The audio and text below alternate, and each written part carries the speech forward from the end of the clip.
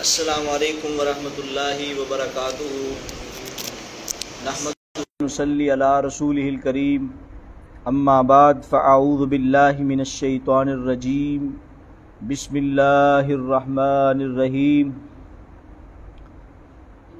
سنن ابی داود کی کلاس میں آج ہم سنن ابی داود کا تعارف اور اس کی خصوصیات اور سنن ابی داود کو لکھنے میں جو مشکلات تھیں اور اس کا منہج کیا ہے، ان تمام باتوں میں ہم آج آپ کے سامنے گفتگو کریں گے۔ پہلی بات یہ ہے کہ مرویات سنن ابی داود کی روایات، تو اس مجموعہ کی ترتیب اور تالیف کا سلسلہ امام صاحب نے 241 سے قبل بغداد میں سر انجام دیا، یعنی کہ 241 ہجری میں بغداد میں اس کتاب کو لکھا گیا۔ 241 میں کون سی جگہ پہ لکھا گیا؟ بغداد شریف میں۔ تو یہ کہاں لکھا ہے، اس کا حوالہ کیا ہے؟ معالم السنن جلد نمبر 2 اور صفحہ نمبر 48۔ معالم السنن جلد نمبر 2 اور صفحہ نمبر 48 ہے۔ اگلی بات یہ ہے کہ اسے 5 لاکھ احادیث کے مجموعہ سے اخذ کیا گیا ہے۔ اس کتاب کو، سنن ابی داود کتاب کو 5 لاکھ احادیث کے ذخیرہ سے اخذ کیا گیا ہے، اور جب 5 لاکھ احادیث سے احادیثوں کو نکالا گیا جو امام ابو داود کے نزدیک صحیح ترین تھی اور ان کے مطابق جو صحیح شرائط پر پورا اترنے والی تھیں، پھر انہوں نے اس کے بعد اس کو ابواب اور کتب اور اجزاء میں تقسیم کر دیا۔ پھر ابواب بندی بعد میں کی، پہلے کیا؟ انتخاب کیا۔ انتخاب کرنے کے بعد ابواب، احادیث کے اوپر ابواب قائم کیے، اور پھر کتابوں کو ذکر کیا۔ اگلی بات یہ ہے، رسالہ مکیہ میں یہ بات موجود ہے کہ کتاب السنن کے 17 اجزاء بتائے ہیں۔ کتاب السنن کے کتنے اجزاء ہیں؟ 17 اجزاء ہیں۔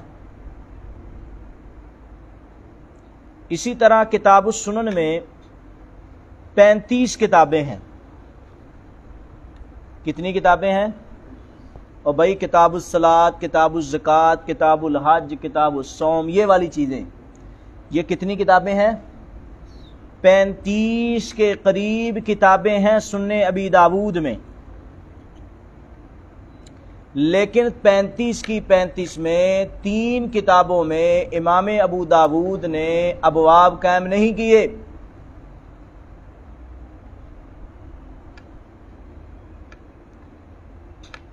کتابیں 35 ہیں، اجزاء 17 ہیں، اور ابواب کی کل تعداد 187 ہے۔ ابواب کی کل تعداد 187 ہے۔ 187، اور سنن ابی داود کی احادیثیں 4800 ہے۔ سنن ابی داود کی حدیث کی تعداد کتنی ہے؟ 4800۔ یاد کریں نا، 17 اجزاء ہوئے، کتابیں کتنی ہوئی؟ 35، اور ابواب کی تعداد 187، اور حدیثیں کتنی ہیں؟ 4800۔ یہ مجموعی طور پر یعنی کہ اہم چیز ہے، اس کو آپ ذہن میں رکھیں۔ اور یہ کہاں لکھا ہے؟ امام صاحب خود فرماتے ہیں، کہاں؟ مقدمہ غایت المقصود میں یہ بات موجود ہے۔ مقدمہ غایت المقصود، اور اعلام المحدثین میں بھی یہ بات موجود ہے. انہوں نے لکھا ہے میری کتاب میں احادیث کی تعداد وہ کتنی ہے؟ 4800 ہے. میری کتاب میں احادیث کی تعداد 4800 ہے. کوئی مشکل بات تو نہیں، آسان باتیں ہیں جی. اگلی بات یہ ہے کہ سنن ابی داؤد، جس طرح آپ شیخ ابن بشیر حسینوی صاحب سے پڑھ رہے تھے کہ فربروی صاحب کا نسخہ پوری دنیا میں بہت مشہور ہے، اسی طرح سنن ابی داؤد میں بھی نسخوں کا مسئلہ ہے کہ کون سا نسخہ سب سے بہتر ہے. اس کے مشہور نسخے کون کون سے ہیں؟ لکھو. سنن ابی داؤد کے مشہور نسخے کون سے ہیں؟ سنن ابی داؤد کے مشہور نسخے کون سے ہیں؟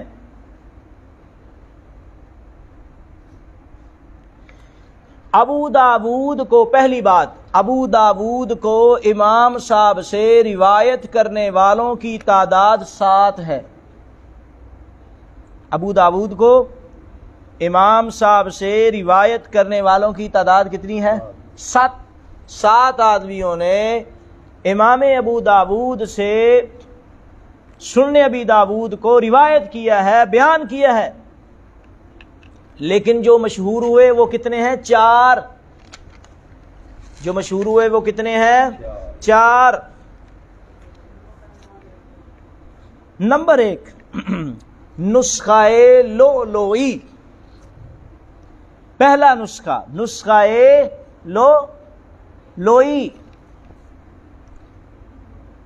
یہ نسخہ ربیع لؤلؤ کی طرف نسبت ہے.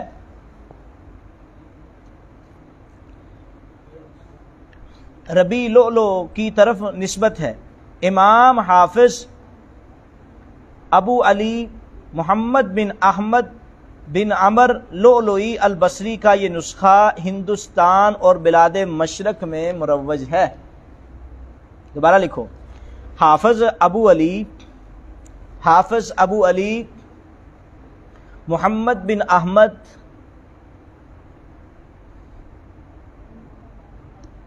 بن عمر لؤلؤی البصری کا یہ نسخہ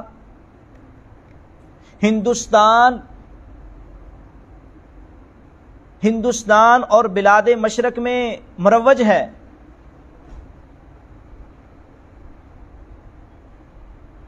اور امام لؤلؤی رحمہ اللہ نے امام صاحب سے 257 یعنی کہ 75 ہجری میں اسے روایت کیا، اور یہ روایت اصح الروایات مانی گئی، یعنی کہ سب سے زیادہ اس کو تسلیم کیا گیا ہے.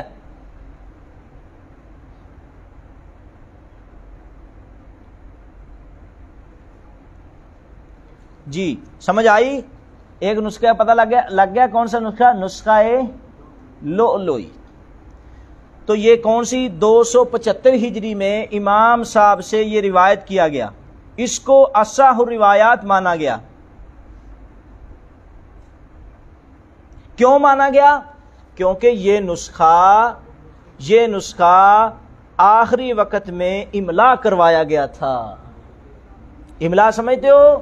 جس طرح آپ لکھ رہے ہو، آپ نے لکھ لیا، پھر کہو استاد جی ہم پڑھتے ہیں، اب آپ سنیں اپنی کتاب آگے رکھ کے، جہاں جہاں غلطی آئے ہمیں وہاں متنبہ کیجئے یا زبانی سنیں، اور جہاں غلطی آئے. اسی طرح انہوں نے لکھ کر بعد میں کیا کروائی؟ تصحیح کروائی. اس لیے یہ نسخہ لؤلؤی جو ہے یہ زیادہ، یعنی کہ اس کو تقویت ملی ہے. یہ آخری نسخہ ہے. ان سے امام ابو عمر القاسم بن جعفر بن عبد الواحد الہاشمی اور حافظ عبداللہ الحسین بن بکر محمد جو ہر ایک کے نام سے مشہور ہیں، ان دونوں نے اس کو روایت کیا. اب لکھو نسخہ لؤلؤی کو کتنے آدمیوں نے روایت کیا ہے؟ اب یہ تو پتہ چل گیا کہ امام ابو داؤد سے امام لؤلؤی نے یہ نسخہ روایت کیا ہے. اب امام لولوئی سے روایت کرنے والے کون کون سے ہیں؟ سمجھ آ رہی ہے محتسم؟ سمجھ آ رہی؟ کیا مسئلہ سمجھ آ رہا ہے؟ امام لولوئی نے یہ نسخہ کن سے لکھا؟ ابو داود سے۔ اب امام لولوئی سے نسخہ کس نے لکھا؟ دو آدمی ہیں جی۔ پہلے آدمی کا نام جی ابو عمر القاسم ہے، ابو عمر القاسم ہے، اور دوسرے کا نام حافظ عبداللہ الحسین ہے۔ پہلے کا نام ابو عمر القاسم، دوسرے کا نام حافظ عبداللہ الحسین ہے۔ لو جی، دوسرا نسخہ سننے ابی داود کا جس کو ابن داسا کے نام سے مشہور کیا گیا ہے، دوسرا نسخہ کون سا ہے؟ دوسرا سننے ابی داود کا نسخہ ابن داسا کا ہے۔ ان کا مکمل نام حافظ ابو بکر محمد بن عبد الرزاق بن داسا السمار الثمار بصری کا ہے، بصری صاد۔ یہ نسخہ لولوئی کے ساتھ قدر یکسانیت پائی جاتی ہے اور ایک دوسرے کے مقابلے میں زیادہ نقص یعنی کمی پیشی سے مبرہ ہیں، یعنی کہ ایک دوسرے کے مطابق ہی ہیں۔ بس یہ لکھو دوسرا نسخہ کون سا ہے؟ ابن داسا کا۔ تو آگے بات لکھو، ملا علی قاری لکھتے ہیں علامہ خطابی کے پاس یہ ابن داسا کا ہی نسخہ تھا۔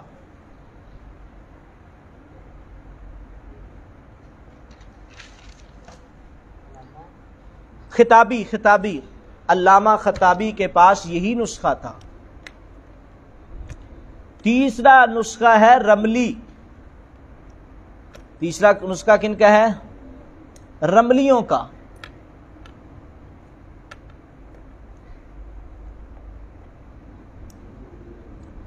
جی، کتاب السنن کا یہ نسخہ جو ہے حافظ ابو سعید کا ہے۔ یہ نسخہ نامکمل سا ہے، کامل نہیں ہے۔ تو اب اگلا مسئلہ یہ ہے کہ اس نسخے میں کیا کمیاں ہیں؟ اس میں کچھ زیادہ روایات بھی ڈال دی گئیں۔ اس نسخہ میں کچھ روایات کو زیادہ ڈال دیا گیا،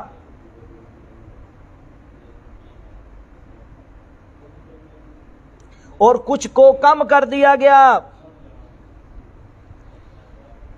علامہ خطابی فرماتے ہیں یہ جو نسخہ ہے ابن عربی کا، اس میں کچھ چیزیں کم ہیں۔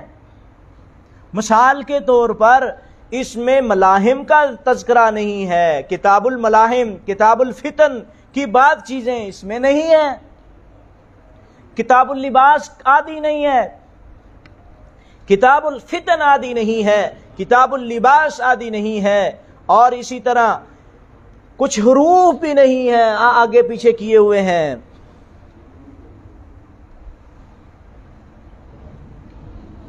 اور یہ بات لکھو کہ صرف ابن عربی کے نسخہ میں ابواب اور روایات کی کمی نہیں بلکہ کچھ زیادہ بھی چیزیں ڈال دی گئی ہیں، یعنی کہ اب مسئلہ یہ ہے اب آگے لکھو تمام نسخوں میں راجح نسخہ کون سا ہے؟ تمام نسخوں میں راجح نسخہ کون سا ہے؟ ابن عربی کے، بلکہ ابن العرابی لکھو، عرابی جی، ابن العرابی کے نسخے کے علاوہ دوسرے تینوں نسخے لولوئی، رملی اور یعنی کہ میں نے آپ کو لولوئی، ابن داسا اور رملی کا کہا ہے، اور ایک یعنی کہ جو صحیح نہیں ہے وہ ابن العرابی کا ہے۔ ابن العرابی کا جو صحیح نسخہ نہیں ہے وہ کس کا ہے؟ ابن العرابی کا ہے۔ باقی یہ تینوں تقریباً صحیح ہیں،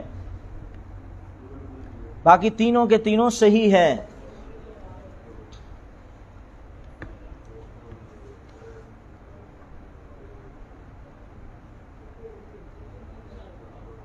تو سب سے راجے کون سا ہے؟ لولوئی کا، جو آخری عمر میں ان سے املا کروایا گیا، یعنی کہ بندہ پڑھ پڑھ کے تجربہ ہو چکا ہوتا ہے۔ جب انسان آخری عمر میں ہوتا ہے، ساری کمیاں کوتاہیاں دور ہو چکی ہوتی ہیں، تو سب سے راجے بہترین نسخہ جو ہے وہ کون سا ہے؟ لولوئی کا نسخہ ہے۔ کس کا نسخہ ہے؟ لولوئی کا نسخہ ہے۔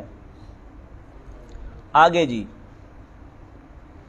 کتاب سنن اہل فن کی نظر میں، یعنی کہ اس کتاب کا مقام و مرتبہ امام محدثین جرح و تعدیل کی نظر میں کیا ہے؟ لکھو، کتاب السنن ابی داود اہل فن کی نظر میں، محدثین کی نظر میں، ائمہ جرح و تعدیل کی نظر میں کیا ہے؟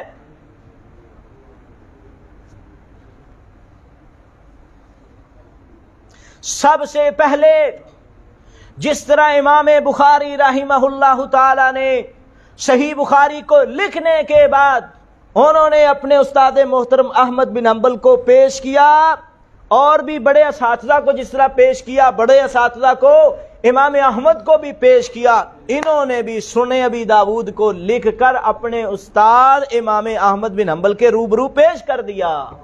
پھر انہوں نے اس کو دیکھ کر کیا فرمایا وہ لکھیں۔ لکھو حوالہ،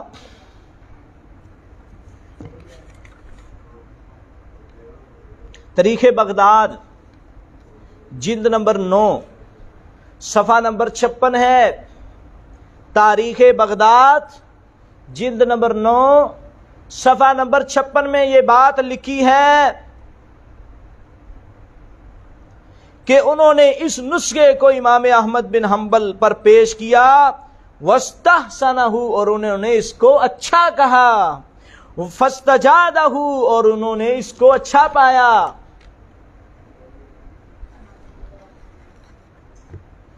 سمجھ آئی کہ نہیں؟ اور کوئی کہے ابو داؤد کو ہم نہیں مانتے، کوئی حنبلی کہے تو پھر اس کو کیا کہو گے؟ ہاں جی، اب لکھیں محدث زکریا الساجی کیا فرماتے ہیں۔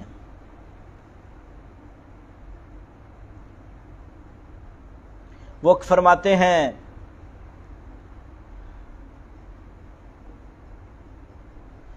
کتاب اللہ، اللہ کی کتاب اسلام کی اصل ہے۔ قرآن مجید، قرآن یعنی کہ قرآن مجید جو ہے وہ اسلام کی اصل ہے۔ وَكِتَابُ السُّنَنِ لِأَبِي داود، اور سنن ابی داود کی جو کتاب ہے یہ اسلام کا عہد ہے۔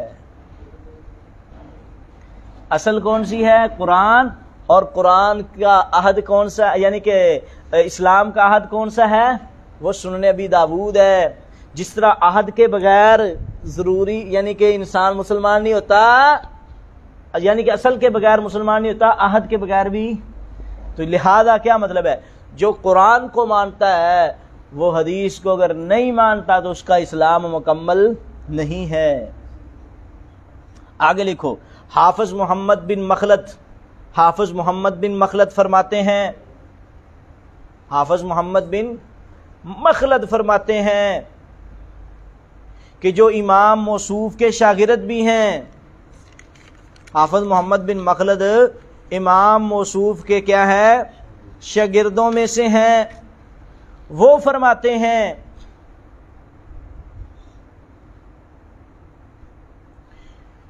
کہتے ہیں کہ جب امام صاحب نے یہ کتاب لکھی، جب امام صاحب نے یہ کتاب لکھی اور لوگوں پر اس کو تلاوت کیا اور اہل حدیث پر اس کو تلاوت کیا، یعنی محدثین پر اس کو تلاوت کیا، تو یہ اسی طرح ہو گئی جس طرح لوگ قرآن پہ عمل کرتے تھے، اسی طرح لوگ اس پر بھی عمل کرنا شروع ہو گئے۔ یعنی کہ اس کی حیثیت اتنی زیادہ ہے کہ جس طرح لوگوں نے قرآن مجید پر عمل کیا، اسی طرح اس کتاب کو جب لوگوں کے سامنے پڑھا گیا تو لوگوں کو پتہ چل گیا وہ اللہ کا قرآن ہے اور سنن ابی داود محمد الرسول اللہ صلی اللہ علیہ وسلم کا فرمان ہے۔ جس طرح اللہ کے قرآن کے بغیر اسلام مکمل نہیں ہے، محمد رسول اللہ کی حدیث کے بغیر بھی اسلام مکمل نہیں ہے، لوگوں نے اس کتاب کو محمد الرسول اللہ صلی اللہ علیہ وسلم کی حدیث سمجھتے ہوئے اس کی پیروی کی اور اس کے اوپر قرآن کی طرح عمل کرنا لازم سمجھا۔ یہ کہاں لکھا ہے؟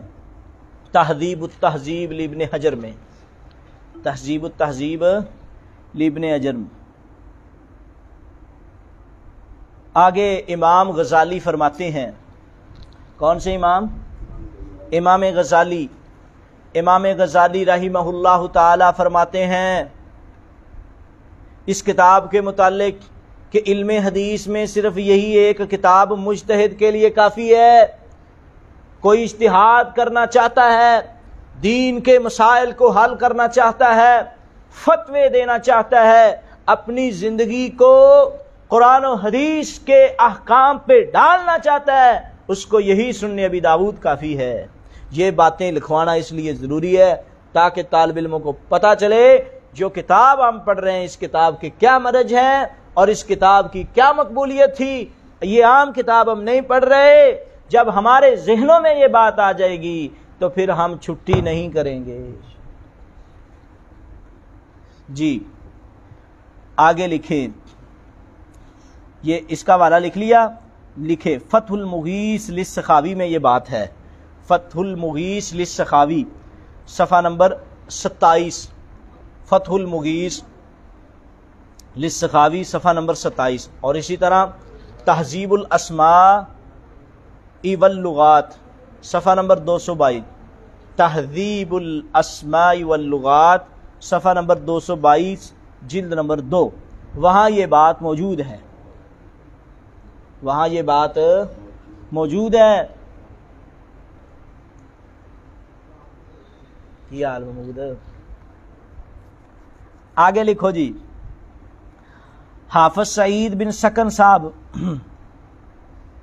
حافظ سعید بن سکن صاحب، ان کی خدمت میں 353 ہجری میں، 353 ہجری میں اصحاب حدیث کی ایک جماعت حاضر ہوئی تو انہوں نے کہا کہ ہمارے سامنے حدیث کی بہت سی کتب آ گئی ہیں، اگر شیخ اس سلسلہ میں ایسی کتابوں کی طرف رہنمائی کریں جن پر ہم اکتفا کر سکیں۔ تو ابن سکن نے یہ سن کر کچھ جواب نہیں دیا بلکہ اٹھ کر سیدھے گھر گئے اور کتابوں کے 4 بستے لا کر اوپر تلے رکھ دی اور فرمانے لگے، ہذہ قواعد الاسلام، کتاب مسلم، کتاب البخاری و کتاب ابی داود و کتاب النسائی۔ لکھو حافظ سعید بن سکن، حافظ سعید بن سکن کے بعد محدثین کی جماعت آئی، انہوں نے کہا ہمیں احادیث کے بارے میں بتلاؤ، انہوں نے کہا ہمیں، یعنی کہ حدیث کی بہت سی کتابیں آ چکی ہیں، ہر ایک محدث بننے کی کوشش میں ہے، کیونکہ اس دور میں ضعیف احادیث، موضوع احادیث، من گڑت احادیث کو بھی بڑی تیزی کے ساتھ ترویج کیا جا رہا تھا، اور اللہ رب العزت نے ان محدثین کو پیدا کیا۔ اور اس وقت حافظ سعید بن سکن اٹھے، کہا کسی اور کتاب کی آپ کو ضرورت نہیں ہے، گئے جا کے مسلم اٹھائی، بخاری اٹھائی، ابو داؤد اٹھائی اور نسائی اٹھائی اور محدثین کی جماعت میں ان کو پیش کر دیا اور فرمایا اسلام کے یہی قواعد ہیں، نمبر 1 بخاری، نمبر 2 مسلم، نمبر 3 ابو داؤد اور نمبر 4 سنن نسائی۔ آگے جی لکھ، سمجھ آ گئی؟ ہاں، اب آپ سے کوئی کہے کہ ہمیں صحیح ترین کتاب دو قرآن کے بعد، تو کون سی کتاب پہلے اٹھاؤ گے؟ بخاری، پھر مسلم، پھر ابی داؤد، پھر ترمذی، پھر نسائی۔ جی آگے لکھو، آگے علامہ احمد بن محمد ابو سلیمان خطابی فرماتے ہیں اپنی مشہور کتاب معالم السنن شرح سنن ابی داؤد میں اس کی سنن ابی داؤد کی اہمیت کو بیان کرتے ہوئے وہ بیان فرماتے ہیں کہ میں نے سنن ابی داؤد جیسی کتاب نہیں دیکھی جس کو اتنا زیادہ قبول کیا ہو، جس کو امام بخاری نے بھی قبول کیا، مسلم نے بھی قبول کیا، اور محدثین کی ساری جماعت نے اس کتاب کو قبول کیا ہے۔ اور اگلی بات لکھو، یہ کہاں لکھا ہے، حوالہ لکھو اس کا، معالم السنن جلد نمبر 1 صفحہ نمبر 6، معالم السنن جلد نمبر 1 صفحہ نمبر 6، معالم السنن جلد نمبر 1 صفحہ نمبر 6 پر یہ بات لکھی ہے۔ آگے امام حاکم نیسابوری، امام حاکم، آگے لکھو، امام حاکم نیسابوری فرماتے ہیں جب ان کے سامنے، امام حاکم نیسابوری کے سامنے سنن ابی داؤد کا تذکرہ کیا تو انہوں نے کہا کہ یہ صحیح ترین کتاب ہے۔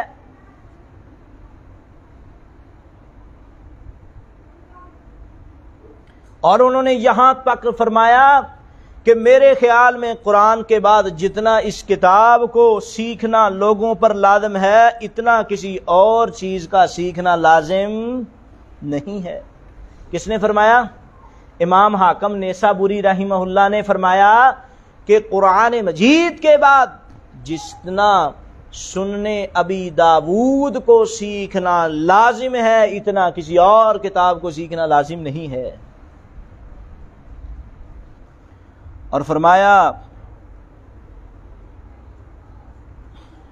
کہ جو اہل علم ہیں اگر انہوں نے سنن ابی داؤد کو نہیں پڑھا تو ان کے پاس علم موجود نہیں ہے۔ اور اس کے بعد اس کتاب کی فضیلت پر آخری قول، پھر اگلی باتیں ہیں۔ علامہ مزید فرماتے ہیں، اس پر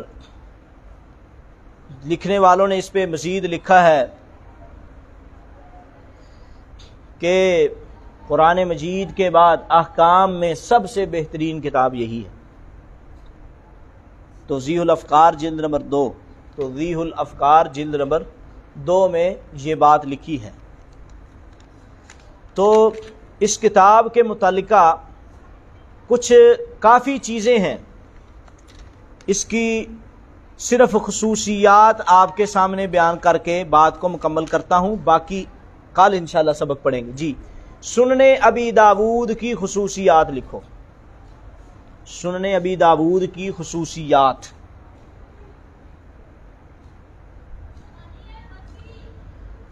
پہلی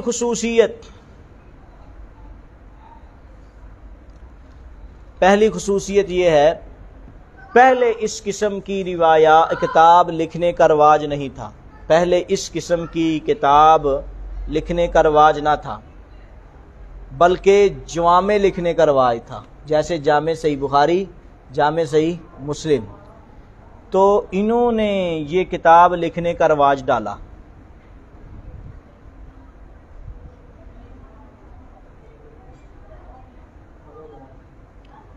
اس لیے امام نووی رحمہ اللہ فرماتے ہیں اس کی خصوصیت کے بارے میں، امام نووی رحمۃ اللہ علیہ فرماتے ہیں کہ لوگوں کی احکام میں جو مرکز کتاب تھی وہ سنن ابی داؤد ہے۔ احکام میں مرکز کتاب کون سی ہے؟ سنن ابی داؤد۔ بھائی خصوصیت کا ایک ایک لفظ لکھو آپ، ایک ایک لفظ۔ جی، دوسری خصوصیت، فقہی حدیث کا جتنا بڑا ذخیرہ اس میں موجود ہے وہ صحاح میں سے کسی دوسری کتاب میں نہیں۔ فقہی احادیث کا جتنا بڑا ذخیرہ اس سنن ابی داؤد میں موجود ہے وہ صحاح میں کسی دوسری کتاب میں نہیں ہے، بلکہ حافظ ابو جعفر بن زبیر غرناطی رحمہ اللہ تعالی فرماتے ہیں، متوفی 708 ہجری، حافظ ابو جعفر لکھو، حافظ ابو جعفر فرماتے ہیں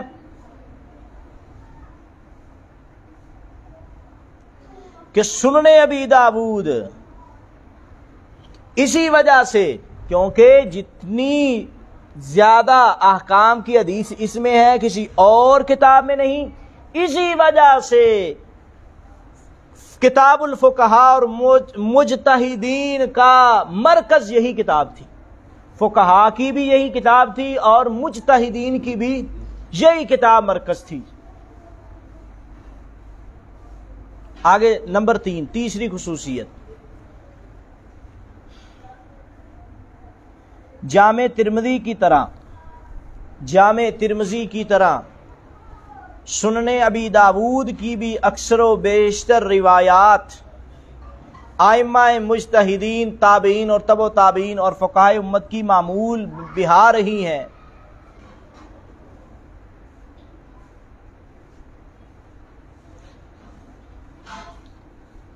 خصوصاً امام مالک، امام سفیان ثوری، امام اوزاعی اور محدثین کے مسالک اور مذاہب کے لیے یہ کتاب اصل بنیاد کی حیثیت رکھتی تھی۔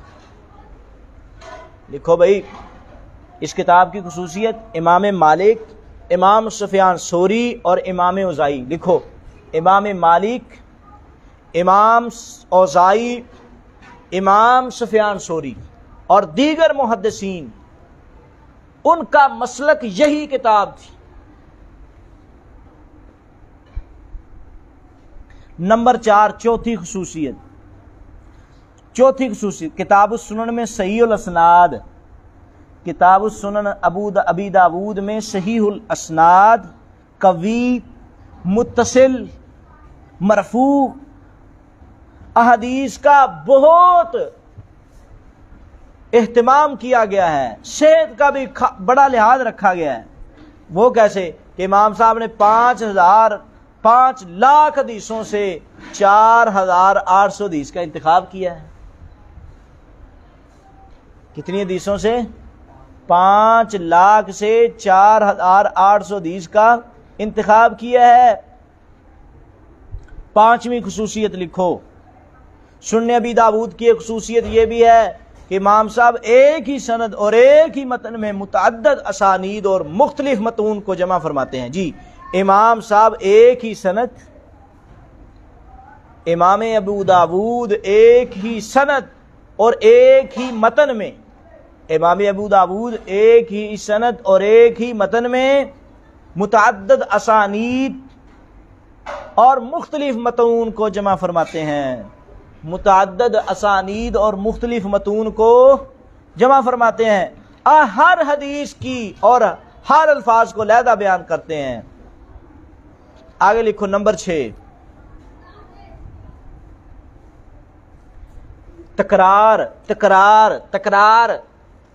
تکرار سے کوئی حدیث کی کتاب خالی نہیں ہے، لیکن امام ابو داود رحمہ اللہ نے تکرار سے بھی کافی حد تک احتراز کیا ہے، حدیث میں تکرار نہیں کیا۔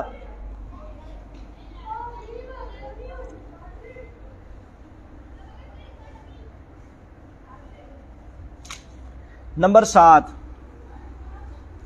آپ نے روایت میں جامعیت کا اور حسن درجے کا خیال کیا ہے، جامعیت کو بھی دیکھا ہے اور حسن درجے کو دیکھا ہے۔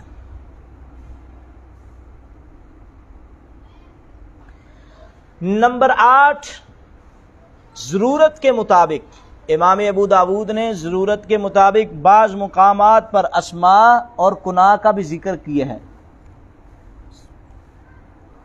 اور 9واں نمبر، امام صاحب رحمہ اللہ نے غریب اور شاذ روایات کی بجائے مشہور اور معمول بھی ہی روایت کو جمع کرنے کا خیال کیا ہے۔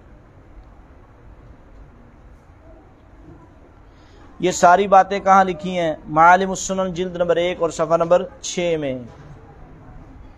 معالم السنن جلد نمبر 1 اور صفحہ نمبر 6 میں۔ باقی باتیں انشاءاللہ ہفتے والے دن، کچھ ابو داود کے متعلقہ چیزیں رہ گئی ہیں، وہ ہفتے والے دن اگلے سبق میں بیان کریں گے۔ آج اسی کو یاد کر کے تشریف لائیں۔